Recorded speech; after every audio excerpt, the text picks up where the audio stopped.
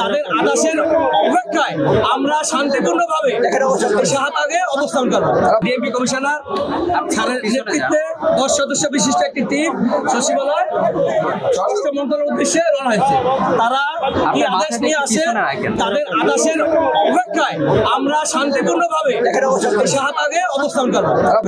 স্বরাষ্ট্রমন্ত্রীর সাথে বৈঠক হবে, সে কি আমাদের উদ্দেশ্যে কি বক্তব্য দেয় এবং কি আশার বাণী দেয়, সেই আশার বাণীর অপেক্ষায় আমরা এখানে থাকবো, শান্তিপূর্ণভাবে অবস্থান করবো। যদি আমাদের কোনো আদেশ আসে তাহলে আমরা তাদের সাধুবাদ জানাবো, এবং যদি আমাদের আদেশ আমাদের মনোপুষ্ট না আসে তাহলে আমাদের আন্দোলন চলমান থাকবে। লিখিত আমাদের 3টে দাবি: নিরাপদ বিনার মুক্তি, চাকরির পূর্ণবহাল, ক্ষমতার বাতিল করতে হবে। এটা হলে আমাদের যে চাওয়া পাওয়া এটা আমরা পেয়ে যাব। আমরা দীর্ঘ 9 মাস ধরে তাদের কাছে সচিবালয়, মন্ত্রণালয়, ডিসি এবং বিভিন্ন মন্ত্রণালয় আমরা আমাদের যে স্মারকলিপি সমস্ত বাংলাদেশে এমন কোনো অফিস নেই আমরা দিই নাই, আমরা দিয়ে দেখছি। এখন যদি তারা আমাদের দাবিটা না মেনে নেয় তাহলে আমাদের রাজপথ ছাড়া বিকল্প কোনো পথ নেই। এই আন্দোলন আমাদের চলমান থাকবে।